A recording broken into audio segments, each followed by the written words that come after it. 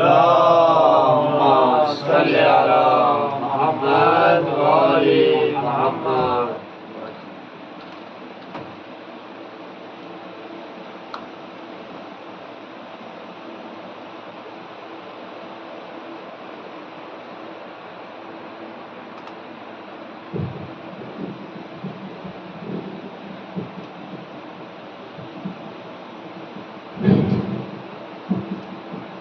لا حول ولا قوة إلا بالله العلي العظيم.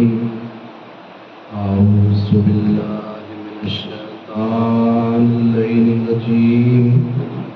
بسم الله الرحمن الرحيم.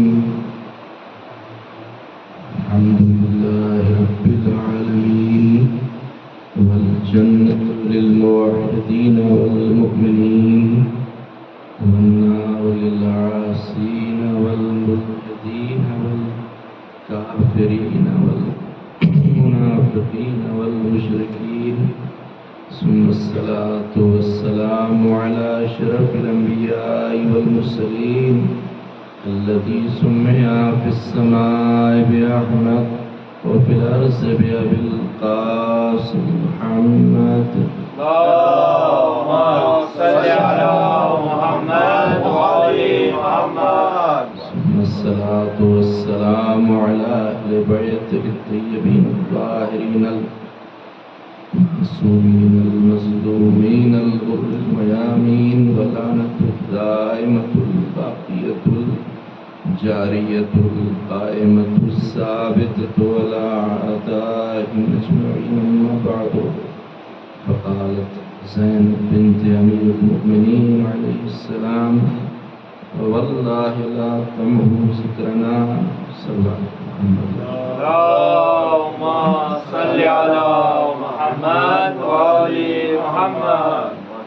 شکر خدا اور رسول کے بعد سب سے پہلے اس مبارک موقع پر ولادت بسعادت عقیل بنی ہاشم جناب زینب کبریٰ سلام اللہ علیہا. اللهم صل على محمد وآل محمد. بارگاہ ملکوتی امام زمانہ عجل اللہ تعالی فرجہ شریف. اللهم صل على محمد وآل محمد. میں تبریک اور ذہنی درس اس کے بعد آپ تمام مؤمنین اور مؤمنات کی خدمت میں مبارکبادی پیش کرتا ہوں. آج یہ بابرکت مہینے کا آغاز بھی ہو گیا، شعبان المعظم. ہمارے آخری نبی صلی اللہ علیہ وآلہ وسلم اللهم صل على محمد وآل محمد. ارشاد فرمایا کہ شعبان و شہری، یعنی شعبان میرا مہینہ ہے، بس اس مہینے میں مجھ پر اور میرے اہل بیت پر زیادہ سے زیادہ صلوات. اللهم صل على محمد وآل محمد.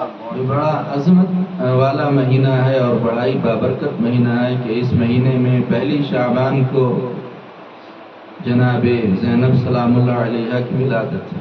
تیسری شعبان کو اگر آپ دیکھیں تو تاجدار کربلا سید الشہداء امام حسین علیہ السلام اللهم صل على محمد وآل محمد. کی ولادت ہے. چوتھی شعبان المعظم کو اگر آپ دیکھیں تو قمر بنی ہاشم حضرت ابوالفضل العباس علیہ السلام اللهم صل على محمد وآل محمد. کی ولادت بسعادت ہے. پانچویں شعبان کو اگر آپ دیکھیں تو ہمارے چوتھے امام زین العابدین علیہ السلام اللهم صل على محمد وآل محمد. کی ولادت ہے. ساتویں شعبان کو جناب قاسم کی ولادت ہے. 11 شعبان کو اللهم صل على محمد وآل محمد. 11 کو ہم شبیہ پیغمبر جناب علی اکبر علیہ السلام اللهم صل على محمد وآل محمد. کی ولادت ہے. اور 15ویں شعبان منجی عالم بشریت حضرت حجت امام عصر امام زمان صلی اللہ علیہ وسلم اللهم صل على محمد وآل محمد. یعنی مہینہ ایک ہے لیکن کئی قرآن اترے ہیں. ایک مہینہ ہے لیکن یکے بعد دیگرے حضرت ابو طالب کے گھر میں خوشیوں کا ایک سلسلہ ہے. اور یہ بھی اللہ کی ایک مصلحت ہے. آپ دیکھیں کہ تیسری شعبان کو وہ اس کائنات میں آ رہا ہے جو انقلاب کربلا کو برپا کرنے والا ہے، جو انقلاب کربلا کو شروع کرنے والا ہے. چوتھی کو وہ آ رہا ہے کہ جو امام حسین کا ساتھ دینے والا ہے کربلا میں. اور پانچویں کو وہ آ رہا ہے جو پیغام کربلا پوری کائنات تک پہنچانے والا ہے. اور 15ویں تاریخ کو وہ آ رہا ہے جو ان کربلا کے مقتولین کا خون کا بدلہ لینے والا ہے. تو ایک کے بعد ایک ہے. اور اسی کو شاعر نے کہا کہ اس مہینے کی فضیلت کیا کرے کوئی رقم. اس مہینے کی فضیلت کیا کرے کوئی رقم. عید کا ایک سلسلہ ہے خانہ عمران میں. عمران جناب ابو طالب. اس مہینے کی فضیلت کیا کرے کوئی رقم. عید کا ایک سلسلہ ہے خانہ عمران میں. اور آ گئے عباس و اکبر قاسم و زینب حسین. آ گئے عباس و اکبر قاسم و زینب حسین. ہو گئی تیار پوری کربلا شعبان. ہو گئی تیار پوری کربلا شعبان میں. تو کربلا والے اس مہینے میں آ رہے ہیں. اور اسی لیے یہ انتظام قدرت ہے کہ جس مہینے میں کربلا والے آئے ہیں، جس مہینے میں کربلا والوں کی خوشی ہے، اس میں کوئی غم نہیں. اس مہینے میں دیکھیے کہیں بھی کوئی غم کی تاریخ نہیں ہے، کوئی شہادت کی تاریخ نہیں ہے. تو یہ انتظام الہی ہے کہ جس مہینے میں کربلا والے آئے ان کی خوشی میں کوئی غم نہیں. اور جس مہینے میں وہ اس دنیا سے رخصت ہو رہے ہیں، جس میں ان کی شہادت ہے، اس میں کسی کی ولادت نہیں، اس میں کوئی خوشی نہیں. اور آج کی تاریخ بھی بڑی بابرکت تاریخ ہے. اور اس شہزادی کی ولادت ہے، اس کربلا کی اس شیر دل خاتون کی ولادت ہے کہ جو فاتح کوفہ اور شام ہے. وہ بی بی کہ جو ثانی زہرا، دوسری زہرا. وہ کہ جو نائبۃ الزہرا. وہ بی بی کہ جو محبوبۃ المصطفیٰ، قرۃ عین المرتضیٰ. وہ کہ جو کفیلۃ السجاد ہیں. وہ کہ جو عالم غیر معلمہ ہے. تو القاب اگر آپ دیکھیں، عقیلہ بنی ہاشم ہے، عقیلہ قریش ہے، خیرۃ النساء ہیں. تو بے شمار القاب آپ کے نظر آئیں گے. اور ان القاب کے ذریعے سے ہی آپ کی عظمت کا اندازہ لگایا جا سکتا ہے کہ 7 معصومین کا زمانہ آپ نے دیکھا. رسول خدا سے لے کر ہمارے 5ویں امام تک 7 معصومین کا زمانہ دیکھا. اور صرف زمانہ ہی نہیں دیکھا بلکہ 7 معصومین کا ساتھ دیا ہے. پنجتن کی زندگیوں کا اگر خلاصہ کرا جائے تو وہ جناب زینب سلام. پنجتن پاک کا خلاصہ ہے آپ کی ذات. اسی لیے تو جب آپ کی ولادت ہوئی ہے تو پیغمبر اسلام سفر میں تھے. تو شہزادی کونین نے مولا علی سے کہا کہ آپ نام رکھیے. تو مولا کائنات نے فرمایا کہ میں رسول خدا پہ سبقت نہیں کر سکتا، لہذا انتظار کیا. اور 3 دنوں کے بعد جب رسول خدا واپس آئے تو آپ کا طریقہ تھا کہ جب بھی سفر سے لوٹتے تھے تو سب سے پہلے اپنی بیٹی سے ملنے کے لیے جاتے تھے. تو شہزادی کونین سے ملاقات کے لیے گئے تو آپ کو خبر ملی کہ بیٹی کے گھر میں بیٹی کی ولادت ہوئی. شہزادی کونین کے گھر میں آپ بیٹی کی ولادت اور آپ کی نواسی کی ولادت ہوئی ہے. تو آپ گئے تو پیغمبر اسلام سے شہزادی کونین نے فرمایا کہ بابا آپ نام رکھیے. تو پیغمبر اسلام نے فرمایا کہ میں خدا پہ سبقت نہیں کر سکتا، یعنی خدا سے پہلے میں نام نہیں رکھ سکتا. کہ اتنے میں جبریل امین حکم خدا سے نازل ہوئے اور جبریل نے کہا کہ خدا فرماتا ہے کہ اس بچی کا نام زینب رکھیں. زینب یعنی باپ کی زینت، باپ کے لیے جو شوبھا بنے وہ ہے زینب. بس آپ نے زینب نام رکھا اور آپ نے اپنے رخساروں کو اور جناب زینب کے رخساروں پہ رکھا.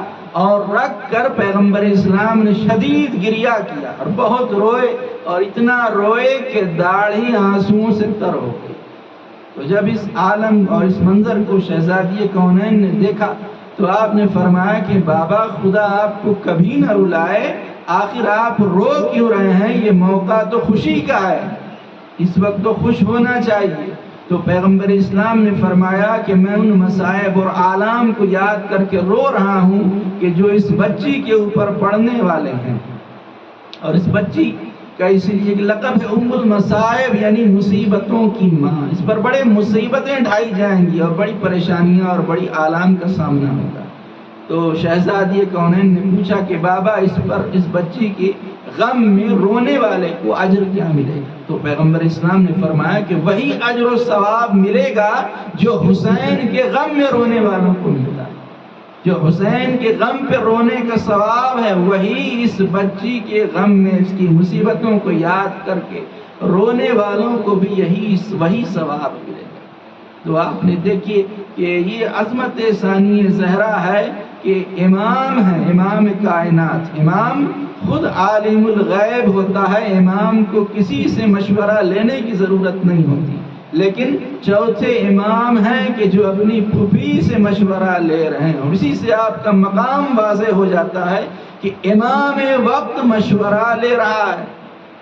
اور تیسرے امام اور چوتھے امام یہ فرما رہے ہیں کہ انت عالمۃ غیر معلمہ و فہیمۃ غیر مفہمہ، آپ وہ عالمہ ہیں کہ کسی سے علم حاصل نہیں کیا، اور وہ سمجھدار ہیں کہ کسی نے آپ کو سمجھایا نہیں ہے۔ دو طرح کی تربیت لوگوں کی آپ کو دنیا میں ملے گی، ایک وہ لوگ کہ جو دنیا میں آئے ہیں تو کسی کی تربیت کی ضرورت نہیں ہے، کسی سے علم حاصل کرنے کی ضرورت نہیں ہے، اور وہ کون ہے؟ مشاہدہ معصومین ہیں۔ دوسرے وہ لوگ کہ جن کو علم حاصل کرنے کی ضرورت پڑتی ہے، کسی کے سامنے زانو ادب طے کرنا پڑتا ہے تب علم ملتا ہے۔ تو یہ دو طرح کے لوگ ہیں، لیکن ثانی زہرا کو آپ کس کیٹیگری میں لے جائیں گے؟ اس لیے کہ امام فرما رہے ہیں آپ عالمہ ہیں کہ کسی سے علم حاصل نہیں کیا، لیکن چہاردہ معصومین علیہ السلام میں بھی آپ شامل نہیں ہیں۔ لیکن اگر معصوم نہیں ہے تو علماء نے ایک اور اصطلاح اس کے لیے نکالی ہے کہ معصوم نہیں لیکن محفوظ عن الخطا۔ یا جناب عباس کو دیکھ لیں یا جناب زینب کو دیکھ لیں، تو دونوں ایسی شخصیات ہیں جو محفوظ عن الخطا، یعنی ہر طرح کی خطا و لغزش سے یہ محفوظ ہے۔ اور اسی طرح امام حسن نے جب آپ کی عظمتوں کو دیکھا تو آپ نے اپنی بہن کے سلسلے میں فرمایا انتے معدن الرسالہ، اے بہن آپ رسالت کی کان ہیں۔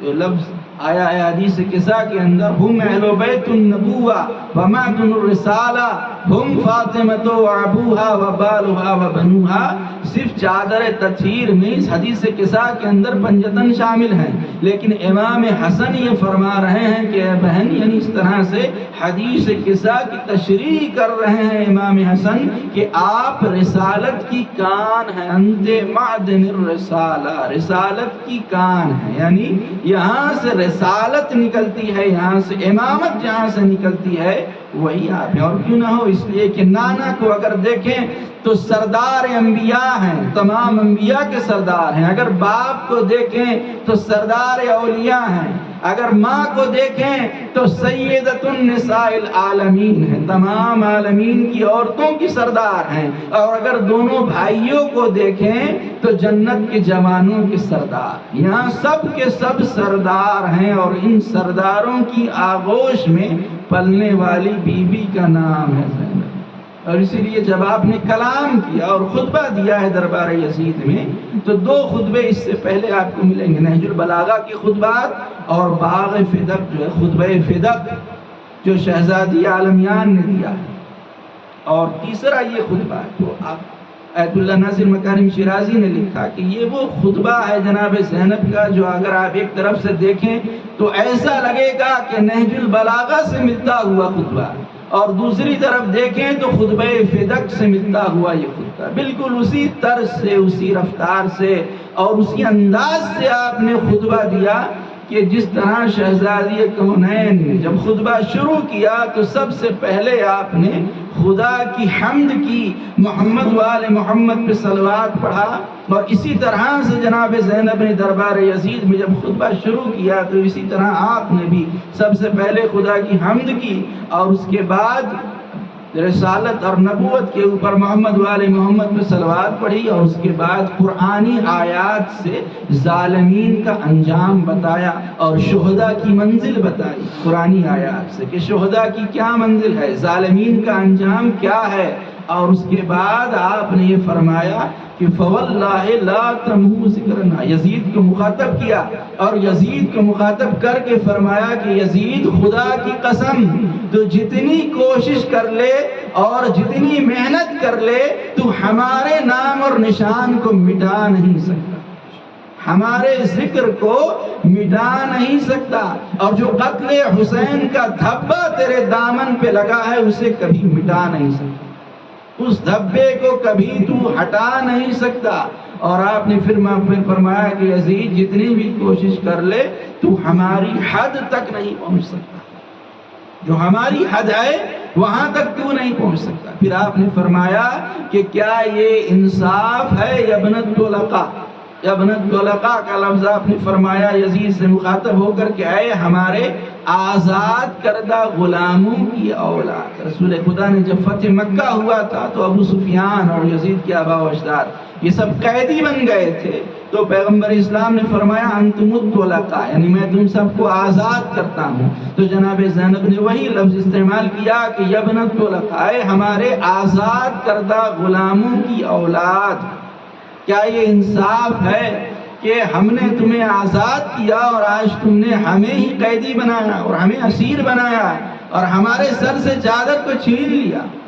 تو اس طرح سے آپ نے خطبہ دیا ہے کہ یزید کا مکر و فریب جتنے بھی لوگ بیٹھے ہوئے تھے سب کے سامنے آیا ہو گیا۔ جو یزید کہہ رہا تھا کہ یہ لوگ باغی ہیں، انہوں نے میری حکومت کے خلاف بغاوت کی ہے، جب آپ نے خطبہ دیا تو سب کو پتہ چل گیا، ان 700 کرسی نشینوں کو یہ پتہ چل گیا کہ آخر یہ لوگ کون ہیں اور ان لوگوں کو یزید نے قیدی کیوں بنایا۔ لہٰذا ان آپ کی جو سیرت ہے، آپ کی جو پوری زندگی ہے، یہ ہماری ماں اور بہنوں اور بیٹیوں کے لیے بہترین نمونہ عمل ہے، رول ماڈل ہے، اور آپ کی وہ تاریخ ساز شخصیت ہے، آسمان فراز شخصیت ہے آپ کی کہ جس کی مثال کائنات آدم و عالم میں نہیں ملی۔ جس کو شاعر نے کہا کہ علی مزاج علی دل علی نظر زینب، علی مزاج علی دل علی نظر زینب، ہے تم میں نہج بلاغہ کے سب اثر زینب۔ علی مزاج علی دل علی نظر زینب، ہے تم میں نہج بلاغہ کے سب اثر زینب، اور جہاں میں لہجہ حیدر کے دو ہی مالک ہیں، جہاں میں لہجہ حیدر کے دو ہی مالک ہیں، ایک آسماں پہ خدا اور زمین پر زینب۔ کیا بات ہے! نعرے حیدری، حیدری، آواز بلند صلوات۔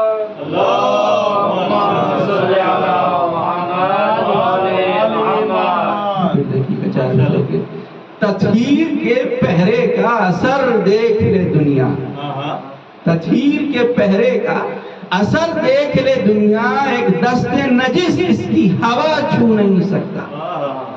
ہوا کی بات ہے، چادر تطہیر کی بات نہیں، ہوا تطہیر کے پہرے کا اثر دیکھ لے دنیا، ایک دست نجس اس کی ہوا چھو نہیں سکتا۔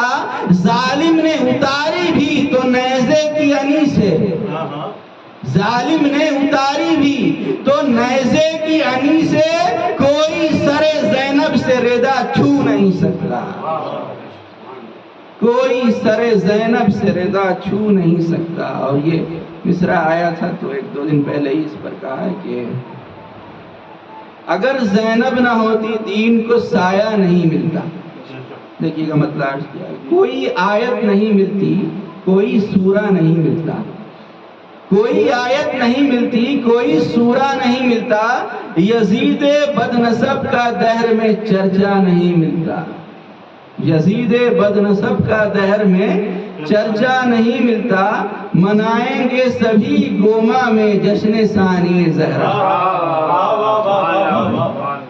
منائیں گے سبھی گوما میں جشن ثانی زہرا، یزیدی نسل سے اپنا کہیں رشتہ نہیں ملتا۔ منائیں گے سبھی گوما میں جشن ثانی زہرا، یزیدی نسل سے اپنا کہیں رشتہ نہیں ملتا۔ اور کہاں پڑھتا نمازیں ہم کو یہ بتلا دے اے مفتی، کہاں پڑھتا نمازیں ہم کو یہ بتلا دے اے مفتی، نہ ہوتی ان کی گر قربانیاں کعبہ نہیں ملتا، نہ ہوتی ان کی گر قربانیاں کعبہ نہیں ملتا۔ اور جو راہ شام و کوفہ میں نماز شب کی تھی پابند، جو راہ شام و کوفہ میں نماز شب کی تھی پابند، کہیں چھوٹا ہو ان سے قید میں سجدہ نہیں ملتا، کہیں چھوٹا ہو ان سے قید میں سجدہ نہیں ملتا۔ اور کچھ اس طرح سے باندھی تھی علم میں مشق غازی نے، کچھ اس طرح سے باندھی تھی علم میں مشق غازی نے، ہمیشہ ساتھ ہے، ہمیشہ ساتھ ہے تب سے علم تنہا نہیں ملتا، ہمیشہ ساتھ ہے تب سے علم تنہا نہیں ملتا۔ اور جو ہوتا سامنے ہر وقت ان کے زینبی کردار، جو ہوتا سامنے ان کے ہمیشہ زینبی کردار، تو چہرہ پھر کسی عورت کا بے پردہ نہیں ملتا، تو چہرہ پھر کسی عورت کا بے پردہ نہیں ملتا۔ اور شب معراج بولا تھا خدا اور شام میں زینب، شب معراج بولا تھا خدا اور شام میں زینب، شب معراج بولا تھا خدا اور شام میں زینب، کہیں اس کے علاوہ حیدری لہجہ نہیں ملتا۔ نعرے حیدری، کہیں اس کے علاوہ حیدری لہجہ نہیں ملتا۔ اور صدا دیتا رہے گا حشر تک یہ دین پیغمبر، صدا دیتا رہے گا حشر تک یہ دین پیغمبر، اگر زینب نہ ہوتی دین کو سایہ نہیں ملتا، اگر زینب نہ ہوتی دین کو سایہ نہیں ملتا۔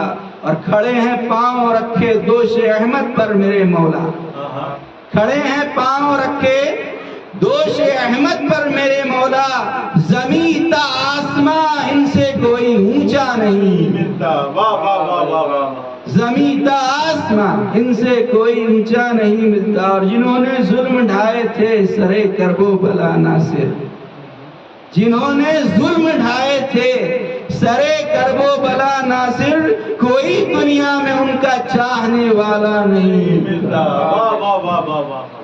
کوئی دنیا میں ان کا چاہنے والا نہیں ملتا۔ یہ سب مل کر اللہ کی بارگاہ میں دعا کرتے ہیں، پروردگارا اس مبارک ولادت کا واسطہ، مولود شہزادی جناب زینب کا واسطہ، ہماری اس عبادت کو اپنی بارگاہ میں قبول فرما، ہماری ماؤں بہنوں اور بیٹیوں کو جناب زینب کی سیرت اور ان کے کردار پر چلنے کی توفیق عطا فرما۔ پروردگارا ہمیں جتنے بھی مومنین اور مومنات دل میں جو جو حاجتوں اور دعاؤں کو لے کر آئے ہیں، آج کی اس عظیم جشن کے صدقے میں ان کی تمام دعاؤں کو پورا فرما، تمام مومنین اور مومنات کی مشکلات، پریشانیوں اور تکلیفوں کو دور فرما۔ پروردگارا تمام مومنین کے رزق اور روزی میں خیر و برکت عطا فرما، ہم سب کو آخری سانس تک صراط مستقیم پر اور صراط اہل بیت پر ثابت قدم رہنے کی توفیق عطا فرما۔ ہم سب کو روضہ جناب زینب شام میں ان کی زیارت نصیب فرما، آخرت میں جناب زینب سلام اللہ علیہا کی شفاعت نصیب فرما۔ پروردگارا ہمارے مولا آقا ہمارے سید سردار امام عصر کے ظہور میں تعجیل فرما، ہم سب کو اپنے مولا آقا کے مخلص غلاموں جانثار و مشمار فرما۔ ربنا تقبل منا انك انت السميع العليم واخر دعوانا الحمد لله۔ اللهم صل على محمد وآل محمد۔